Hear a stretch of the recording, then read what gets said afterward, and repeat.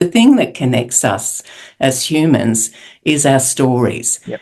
And then, I don't know, I shouldn't put words in your mouth, but if your next question was going to be helping a lot of business people, what's that got to do with storytelling? The answer is everything. Yep.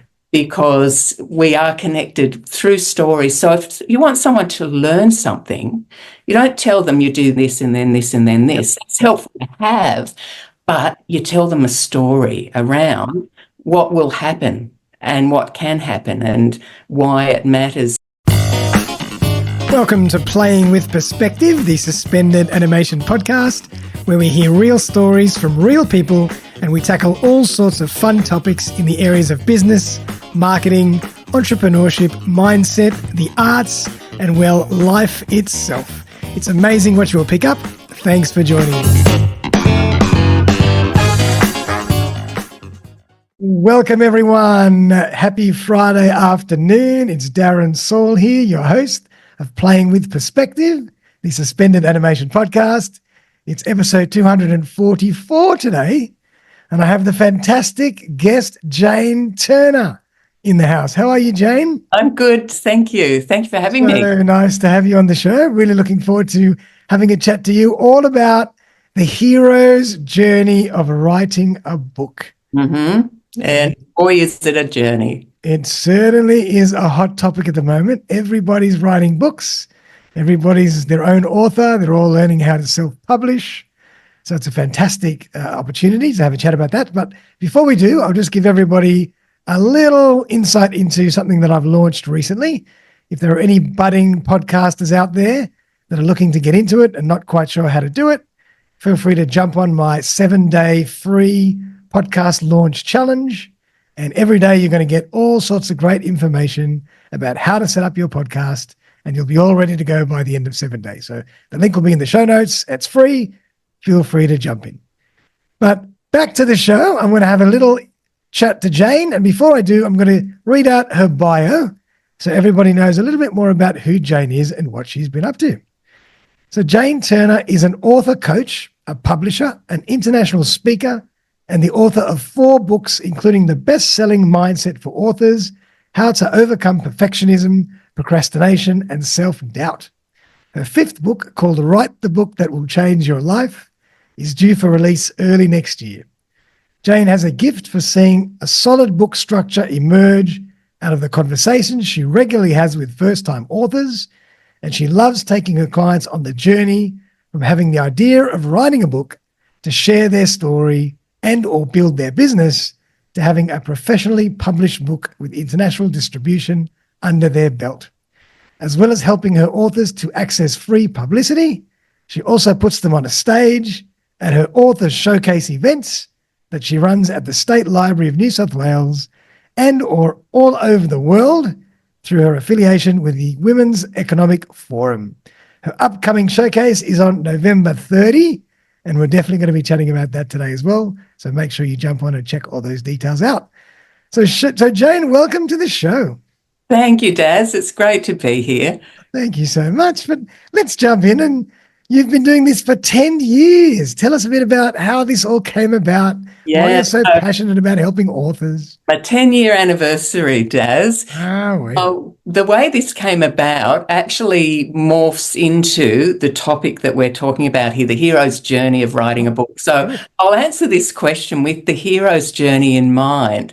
And for the people listening or watching, I want you to get the idea of an old-fashioned clock face in mind. So you've got your 12 o'clock at the top, 6 at the bottom, and 9 and 3 o'clock on either side. So with that in mind, think about me at 12 o'clock, which is where, if we're looking at it in this way, this is where the hero's journey starts.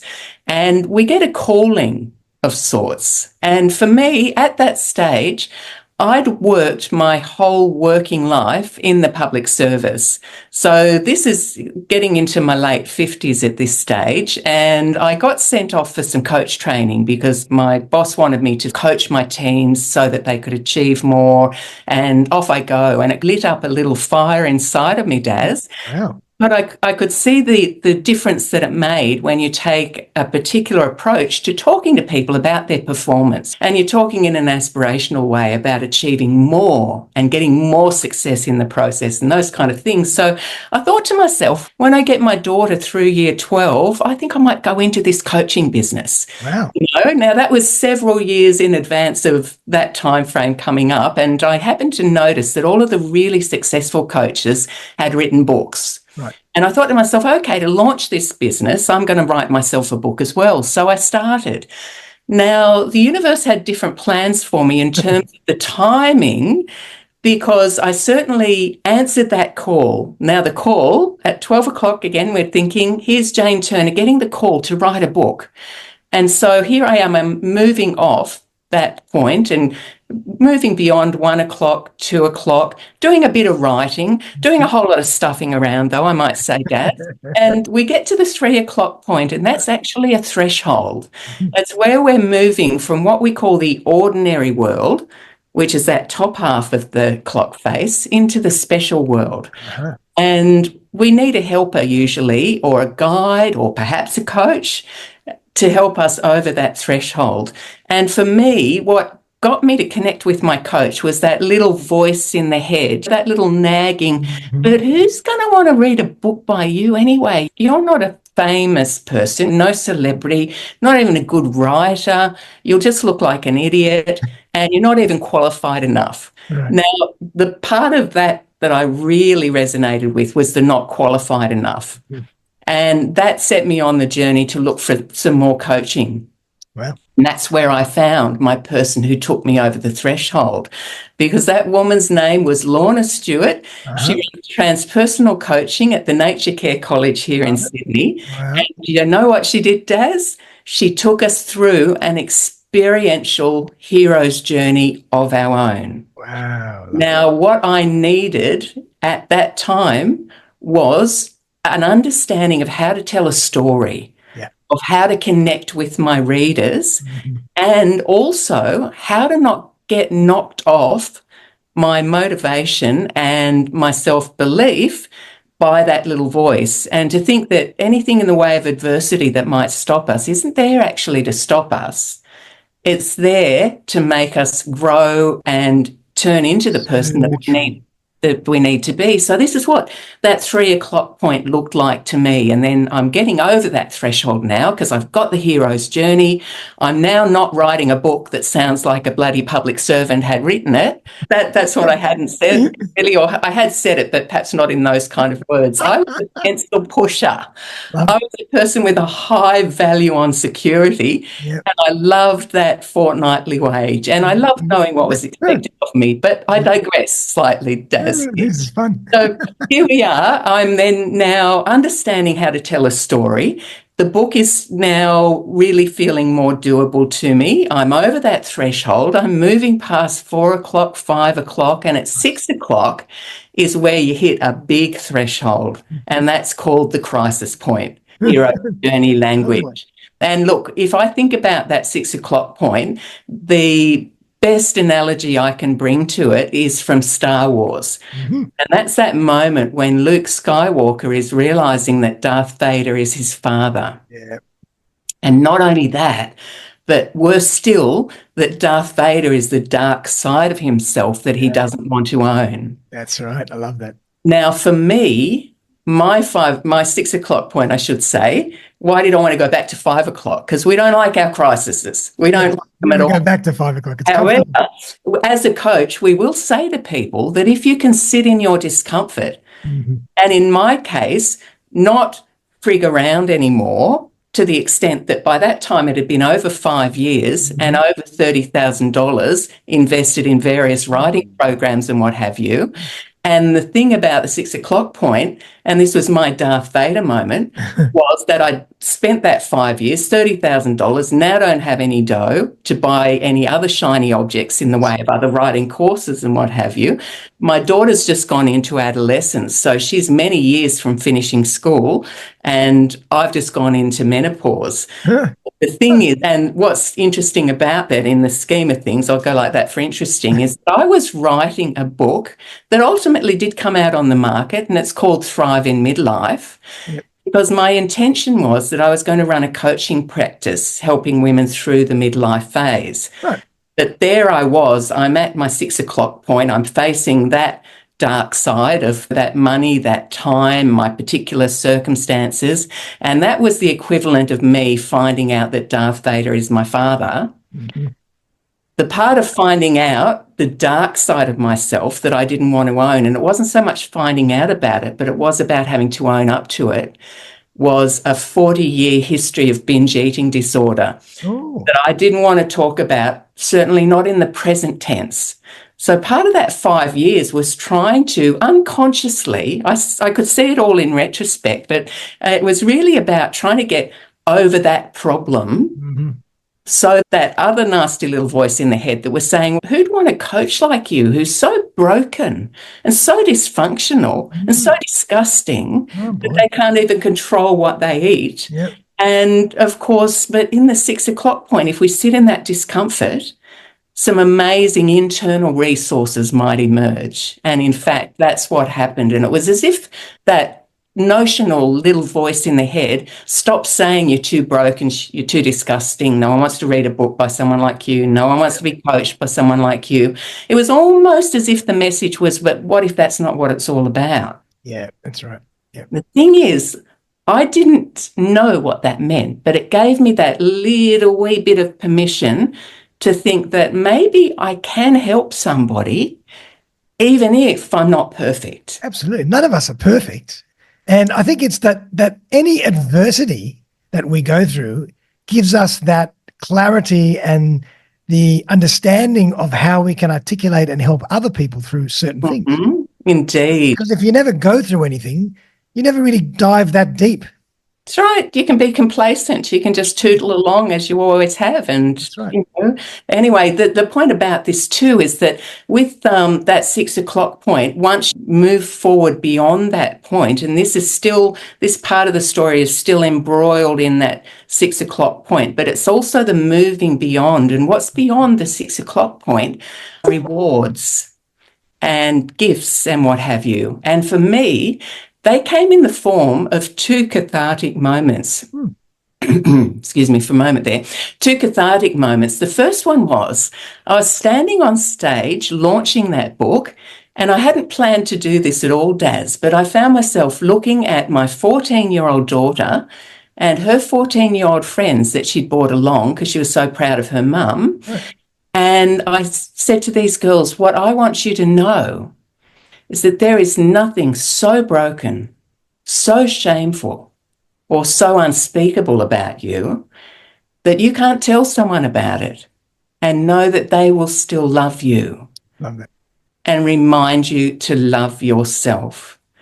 But the kicker here, Daz, is that the 14-year-old girl in here was the one that needed to hear that. Mm-hmm. And beyond that point, some amazing things started happening. First one being that I get an email in my inbox one day from the organisers of the Women's Economic Forum saying that one of our members has just read your book and recommended that we contact you to come and speak at one of our events. Oh, wow. And there I was the public servant who used to dive under their chair to find a pencil that they hadn't actually dropped. And somebody was needed to be standing up and talk at a staff meeting. Wow, exactly. I promise you, Daz, that was never going to be me. You were the one in the back row hiding behind. I was the one, yeah, looking down here, what have you. You're not getting eye contact with me. No way, baby. But there I was on a stage in India, talking at a forum that over 2,000 women went to. That's incredible. To call that a life-changing experience is quite the understatement. But what I love most about that now is that I can facilitate that for all of my clients. And that includes men and women, although most men shy away from it a little bit because it could be a little intimidating. But the fact that I can help my authors in that way to get those kind of speaking opportunities, because the thing is that books don't sell themselves. No. Just to backtrack a little bit too about that was cathartic moment number one was that connection with my daughter and myself, more to the point. But cathartic message number two, I should say, was when I got the blinding insight of the fact of, you know what, I haven't been put on this earth to help women through menopause. I've been put on this earth to help people do this. Love it. What I've just experienced, that sharing of our story. Yeah. And my special skills, gifts, whatever you want to call them, are helping people to do that in the written form. And pretty much that's how I turn out to be a book writing coach. I have an independent publishing company that I can publish people's books from. Oh, wow. And as you mentioned, I put them on stages, if not the Women's Economic Forum, perhaps the author showcase events I run at the State Library of New South Wales. And the point of those events is that it's not just the event per se, but it's the footage of the event with State Library signage. And of course, if you leverage that to send to speaker bureaus and authors, any other platforms where you want to be really raising your profile, it's a really handy piece of collateral to have, essentially. So hero's journey-wise, of course, though, that's me then coming back up, and we cross that 9 o'clock threshold back into the ordinary world. And the thing is, that world is still the same, but we aren't. Yep. And that's the difference that it makes. That's what they call the transformation. Absolutely. It really is. It's not the book per se, but it's the person you become through writing the book that makes the big difference in the scheme of things. Love it. And were you always interested in books? Was that medium always fascinating to you? Why books? Not necessarily. No, really, the books were about me noticing. You've got your Tony Robbins, you've got your Gary Vee, you've got your Simon Sinek, and even not such well-known coaches, but pretty much the big coaches all have a book, and they have more than one book. Now, they're smart people. And why? Because we can leverage, firstly, it's the credibility of being a published author, of course, but you can leverage a book in so many different ways. When you lead magnets, or maybe you're just reading pieces of it on social media, because the thing that connects us as humans is our stories. Yep. And then, I don't know, I shouldn't put words in your mouth, but if your next question was going to be helping a lot of business people, what's that got to do with storytelling? The answer is everything. Yeah. Because we are connected through stories. So if you want someone to learn something, you don't tell them you do this and then this and then this. Yep. It's helpful to have, but you tell them a story around what will happen and what can happen and why it matters. And I use Hero's Journey along with learning styles methodology, which is about what's the actual language that will connect you with the potential clients who have different learning styles to yourself. Yep. And for anyone who's not familiar, you've got your why learners, your what learners, your how learners, and your what if learners. And a why learner, for example, if you have a sentence that starts with the words, I share this with you because, they will subconsciously lean forward a little bit and think, she's talking to me. She understands me. She's just like me. Love it. And all subconsciously, but it's just really powerful stuff. And once you know these things, as I say, it was me. It was 5 years of learning and investing quite deeply time and money. And I come out and I can then really cut back the time frame for anybody else who wants to write a book.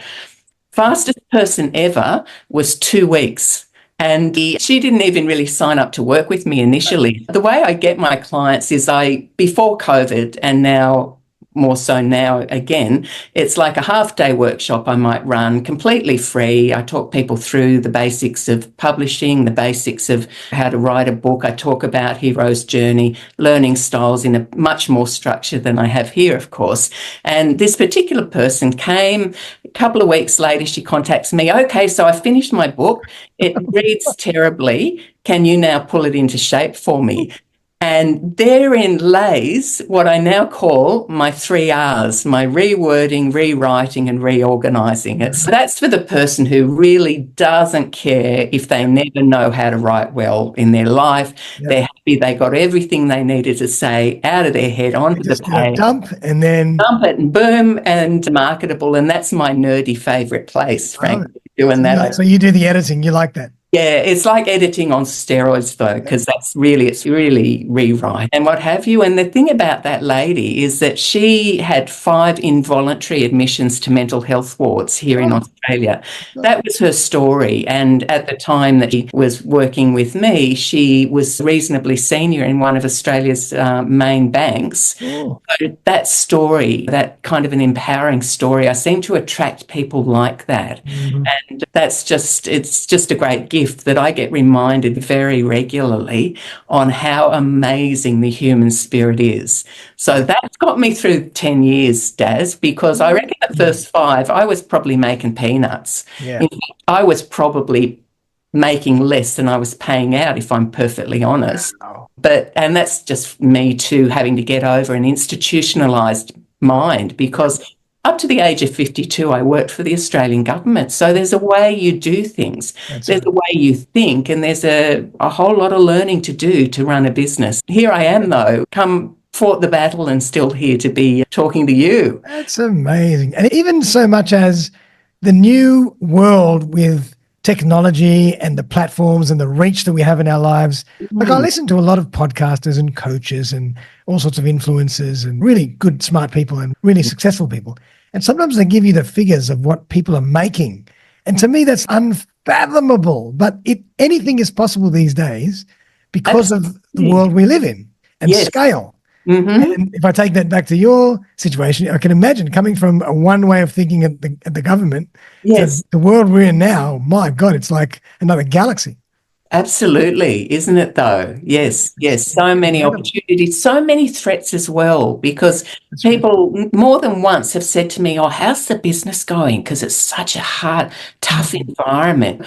Is it harder to get people?" And I say, look, it's a different message I'm putting out now, but it's like that now more than ever.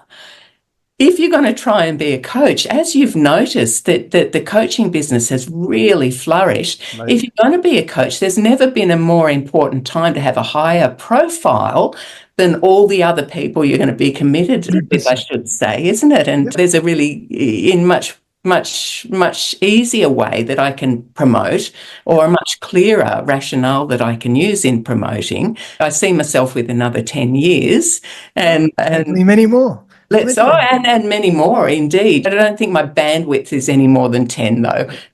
But who knows what the world's going to look like in 10 years. That's right. Who knows what you'll be doing. You'll probably just metamorphosize into the next phase.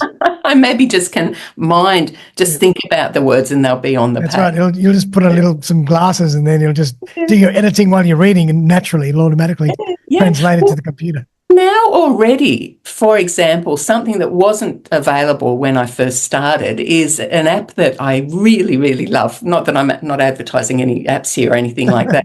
This one called Speechify. Oh, okay. What it means that, let's say if I've got a really messy looking book, and I do my initial rework of it, then what has saved me about 40% of the time I would have otherwise taken in making that, really polishing it up like a diamond, is that I cut and paste the whole document into Speechify, put my headphones on, and then I'm listening to it as I'm reading it, and I just stop when I need to make changes. So the facility of both the visual and that part of the brain, that's awesome, and the auditory, and I just think, I don't know how I did it. I just didn't get through as much work before. Oh, that is awesome. No? Is there a free version of that? Yeah, there's a free version. I've had to upgrade, of course, because I use it so blooming much. But even if I've got quite a complex, longish email that I'm sending, I knock the thing out, I listen to it, and I go, they're not going to understand that.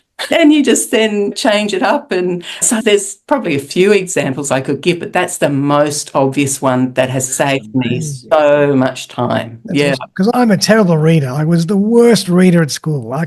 Took me 10 pages, took me about an hour to read. And then in the middle of it, I'd get sidetracked and I have to come back and reread them again. But if you give me an audiobook or a podcast episode, I'll just polish it off in a day. Yeah, so you must have a really well-developed auditory capacity, and you're much rather listening that way. So you might end up having to get the paid version too. Speechify, this sounds great. Yeah. Now, did you study and upskill yourself in editing, or was it something that you were always good at? No, not always good at. As I say to people, sometimes it's a bit of a joke, but not a joke at all. I used to write an excellent submission and an excellent memo about wearing the uniform or happened to be about. I could write, there's no question about it. But no, it's just over time that the capacity has it's about a refinement, I think, as much as anything. Yes, I have the brain that can put the words together that will make sentences that make sense. But because there's a science, and there's an art, but there's also a science to writing properly. Like a book has to have a certain formula in a way. But really, we don't have to overthink it and feel like it's too hard. It's certainly you've got an introduction that you're giving people an idea of what they're going to be reading. Right. Then you're giving them what they're reading, and then you're at the end of it reminding them what they read within that, because mine are mostly coaches, consultants, although some other, as I talked about the lady with the 5 involuntary admissions to the mental health wards, I'm working with a lady at the moment whose father wrote in his diary every day since he was diagnosed with dementia to 4 days before he died. Wow. And we're pulling that together as a sort of a resource and a kind of a bit of hope for either people with dementia, because the thing is, his wasn't a sad story. He didn't have a terrible time. Some people do, I think. But anyway, I digress again a little bit, because not all of my authors are the coach-type authors. But with the coach-type authors, you need to be giving the reader a good reason to think that you're the person who can help them. As far as structure goes, logically, some great case studies can be helpful. If not, if you are very early in the coaching, then case studies from other coaches. Anthony Robbins is known to have helped X amount of people to do blah, blah. So there's got to be a rationale there. There's got to be some heart in it. And there's got to be oftentimes the why as a coach, why I do this. Why do I bother? Why do I care? And all those different ways of connecting with your readers. There's a lot of bits and pieces to take account. But honestly, anybody who's writing a book, don't be so hard on yourself that you take over 5 years like I did. But as I say, there was also another agenda playing in the background there that cost me the 5 years as well. But also think about, if you want to be a really good writer, then yes, invest the time and get coaching on that level. But if it's that you want to get the book to market so you can launch a coaching practice, then just get your ideas out or even talk them out to me. Depends. I was just about to say, you can work as a ghostwriter in a way. Yes, very much so. That's I can only do a limited amount of jobs like that in a year, but it's the kind of work that I really do like. And I'm lucky in that regard because, as I say, I attract some great people, learn so much in the process. Had a really quirky guy whose book came out a couple of months ago, and it was called War and Wheat. And he happens to be the grains expert with Commonwealth Bank. I love it. Oh my God. It was the most fascinating experience for me because I never really gave much of an interest to history at all. I must have just clocked off whenever anything was being talked about. That I learnt from this guy's book because he was writing it in 3 sections, from up to and including the First World War, then up to and including Second World War, up to including and beyond COVID. So those 3 major world unsettlements, and just fascinating stuff. And so I have to be flexible too in terms of, he clearly just wanted 3 sections and no chapters per se, so lots and lots of subheadings. And I said, I really felt like I wanted him to have chapters, but he said, no, I think this just feels right. And I said, let's do it and see how we go. It's fantastic. Wow. So good. So good. And I just learned so much. I love it. Yeah, I'm building brain cells every day, Gaz. So, and that feels good. It feels good. to be challenged and just to be learning and, as I say, meeting so many great people. Yeah, beautiful. Now, I want to dive into something that you mentioned a bit earlier. Like you mentioned Star Wars. And Yes. I've listened to a lot of podcasts and listened to a lot of coaches all about what they call either the hero's journey or the signature story or the origin story. Everybody calls it something else, but it all means the same type of thing. Yes. And they always use Star Wars as this signature methodology or formula because it epitomizes exactly what that means. So I just thought, do you want to maybe really briefly explain what the hero's journey actually means to the people that don't know what that means? Look, all it is actually is that it's a more or less formulaic thing that we seem to have embedded in our DNA, that we have a sense of understanding that you start somewhere with the view to getting somewhere else. Right.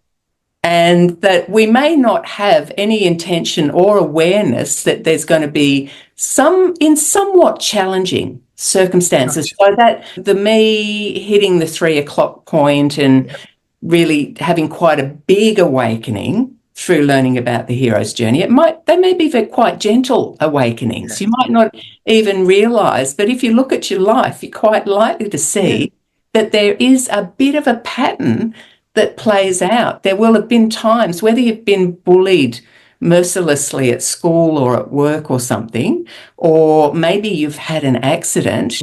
I keep going off about my authors, but one of my authors who was a doctor, she parked her car at the hospital one day. Next thing she realises she's flat on the ground because another car has just run her over. Oh. And she spoke at one of my author showcase events. She was one of those people. In fact, she wrote her book in 12 weeks. Wow. And that was with a 5-week-old baby. And she had just gone back to work. Wow. So again, we would meet weekly. She religiously would have that meeting. We'd nut out the ideas for that chapter. She'd do a rough ride of it. She'll get it across to me. I'd zhuzh it up and that. But so that's another really obvious hero's journey type of thing. That's your crisis point. That's your investing in then 2 years in America to work in a robotics lab where they managed to get some movement back in her legs because she was told she would never walk again. Wow. That's that thing about, I suppose that maybe... Just click for me. It's about the transformation. It's really the transformation we go through in any sense. That's the journey of the hero. Yes. And you've talked about the world changing so much, Daz. And that's the thing, is that we need to also change to keep up. Definitely. And there's probably never been a more obvious time when we do need to invest in ourselves to just keep up with all of the various apps, all of the various opportunities out there. And I have a 23-year-old daughter, so that's the one who was in 14 when I talked about that moment on stage. But I just think about, she needs to know so much more and be so much more savvy than I was when I was 23. Definitely. When she was 14 and when I was 14. And the point is we're up to it. We are up to it. We can do this. We can. And something that you mentioned is also fascinating to me. And I'm putting my marketing or my promotions hat on now. And the hero's journey is such an important factor, after learning and studying this for a while as well, in how you promote and market and engage people emotionally to go on that journey and actually buy your book or buy your manuscript or buy your course or whatever it is. We need to connect with people emotionally, and they need to know why they're talking to you or buying from you and what you went through that might be like what they're going through. Because without that emotional connection, it means nothing. Yes, very true. It's fascinating. That concept of the hero's journey is so important in the marketing and promotion of whatever it is that you're doing. Indeed. Fascinating stuff. But I want to talk a bit about versions and opportunities and different ways people can publish. Yes, it's now getting very, very complicated. Self-publishing, hybrid, full publishing. Tell us a bit more about how this all works. It's a lovely democratic time that we live in a sense, because it's now not only the people who are well known or what have you who can get their books publish. Now, anyone can publish a book, and there are essentially 3 ways you can publish. So you've got your traditional publishers.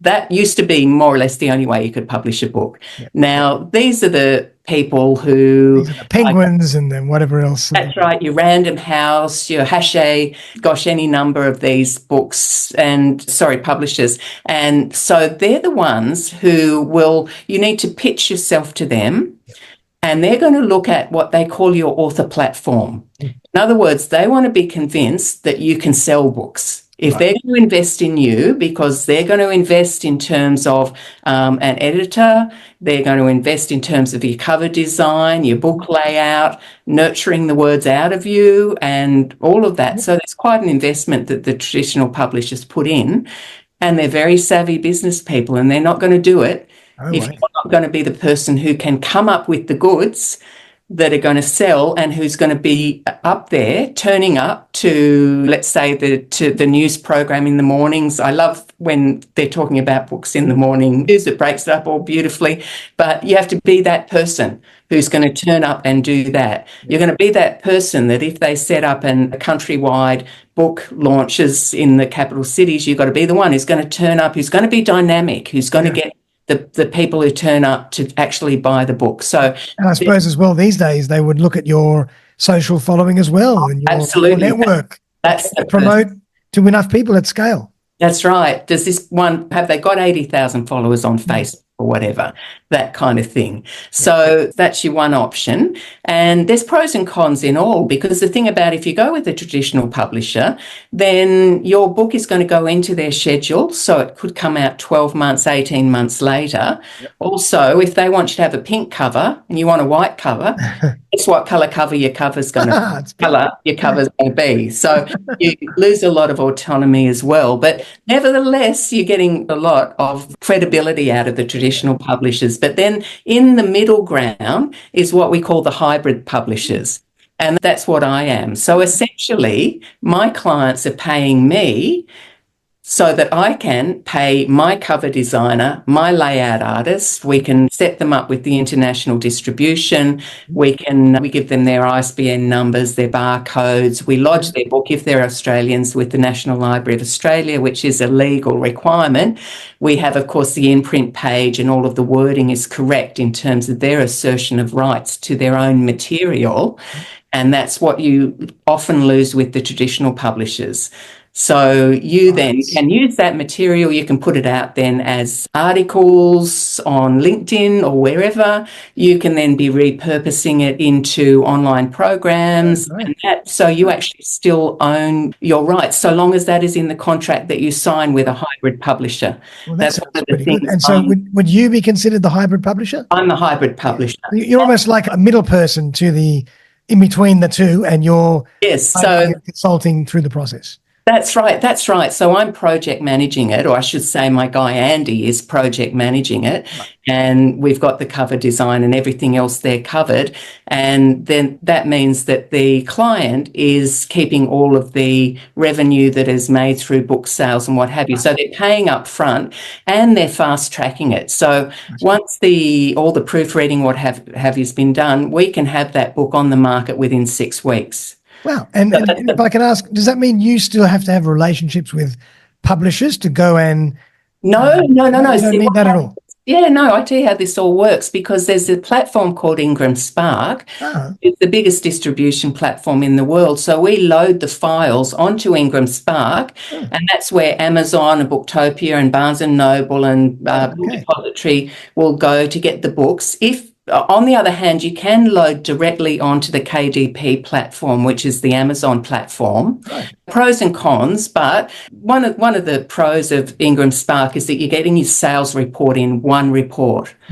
So even though it's sold through Amazon, they're brokering that arrangement through Ingram Spark. So it's a fascinating industry. But so that option number 2. So this option number 1 isn't costing you anything in the way of money, but it's costing you a fair bit in time and autonomy. Option 2 is costing you money, but it's gaining you a lot of saved time. Yeah. And if, for example, on my signature book, Mindset for Authors, How to Overcome Perfectionism, Procrastination, Self-Doubt, I've got my website address on the bottom of the front of the cover. Wow. That's because that's like it's almost like my Your signature in a way. Yeah, no, it's like oh my God, I've lost the words. Isn't that a book coach on a Friday afternoon? It's like my calling card.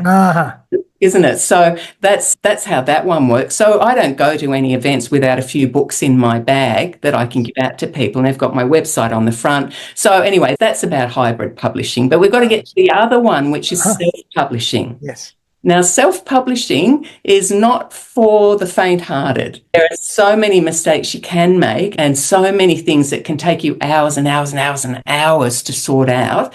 But the point is, it's doable. Right. If you don't have the dough to invest in someone like me giving it to my project manager to manage, and if you don't have that kind of a platform where the traditional publishers are going to be looking at you and think, yeah, she's worth a risk, she's worth taking a risk, then you still can get your book out. And I said, still do it. And Ingram Spark and that's the platform you'd want to go into, because they've got a whole lot of free resources and, a lot of information in there, and it can be done. So any which way, if anyone's thinking in the back of their mind, yeah, I want to write a book, but it feels too hard, you get the help you need.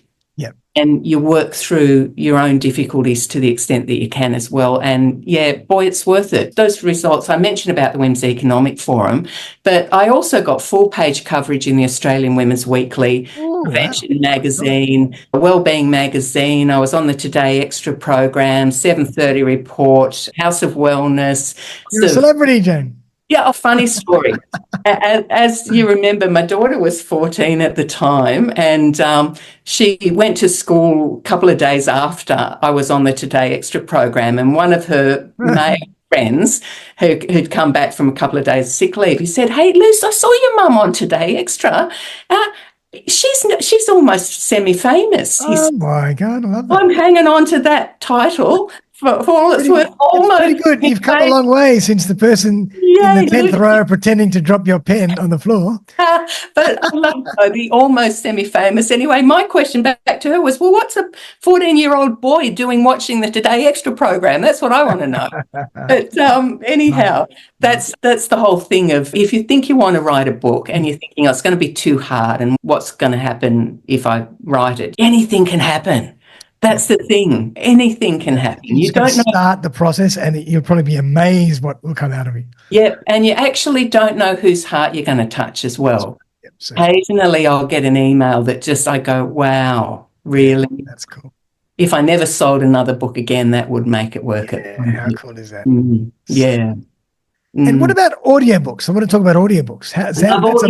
That's the next phase. Yeah. No, I do have a service for audiobooks. Okay. But I worked through a wonderful woman. She actually spoke at my last author showcase event, and she talked all about the audiobook industry, and certainly the fastest growing part of the book industry at the moment, for sure. Like nearly every book has got an audio version. You've got to have an audio version. I tell you what, my next book that you mentioned that's coming out early next year, I'm making that promise, guys, early next year, because when I sent some stuff to Daz, I'm just going to be full disclosure. I said, yes, we'll be launching at the end of 2024. Not unlike a lot of authors, I'm running a little bit late on my original timeframe, but early 2026, guess what's going to be the first version of that book that's available? The audio version. Audio version. There you go. How cool is that? Yeah, because I know how important that market is. And as far as me, that's up to this point, Mindset for Authors has been my piece of collateral. When I'm somewhere on the sales funnel, it'll be right to send that off to somebody who's still a bit on the fence or whatever. But with the audiobook, so much more powerful. Very much so much, knowing that people can then just pop that in there when they're driving to work or whatever. At the gym, going for a walk, taking the dog for a stroll, sitting at your desk while you're doing something, just some boring stuff. Always have that in the background. Yep. Audiobooks, my favourite, my Audible, I tell you what. Yep, they've done well out of me. Mention a book that they like and I'm in there getting it. and just listening to it. It's just the best thing. I absolutely love it. I'm Mm. hooked on audiobooks and podcasts, as you can imagine. Yeah, because podcasts and another great development that you would know more about the history of podcasts than me, but how long have they been around, Daz? Oh, podcasting has been around for a long, long time, but they've made a bit of a resurgence, particularly in the last 5 to 6, 7 years, because Okay. of the technology, because of COVID, because of the coaching world growing. It's almost become this new way to promote yourself. So Yeah, it's on a bit of a second honeymoon or second wind right now, and it's I got you. Yeah, so good. Yeah. So I good. always like to think it's almost, and this goes for books probably and audiobooks as well. It's almost like you can liken these things to websites. In the old days, nobody had a website. Then everybody had to have a website. Now it's almost like you have to have a book, you have to have a podcast, you have to have an audiobook. It's Yeah, like everybody needs to know more about you when they research you to decide whether they're going to work with you. You can't just have a business card anymore or nothing, one landing page. You've got to yeah, have all this extra stuff. And yes. that's just the way it is. It's just the way it is, isn't it? Really? Yeah. Yeah. It keeps me busy anyway. Yeah, That's the indeed. thing. Yeah. But of course, the thing also about authors is that a lot of them want to be speakers as well. Yep, And, that's you right. know, it's an interesting scenario, but I cottoned onto that. And because of my affiliation with the State Library of New South Wales, I now run what you mentioned earlier, the author showcase events there. What a beautiful segue. I was going to ask you about that. So perfectly done, Yes, Jane. yes, yes. So I've got my next event is coming up on the 30th of November. I did another one the 11th of August, I should say. Anyway, 30th of November, I've got a bunch of great people talking. I've got a woman called Jo Worthy, who is I'm not sure if I already mentioned this, but if I didn't, I've worked on an anthology, which they're becoming very, very popular, Daz, in this arena, but the anthology with 10 separate authors contributing a chapter. So Jo will be launching that book at the State Library, and one of her authors is speaking and talking about their experience of writing their chapter. Wow.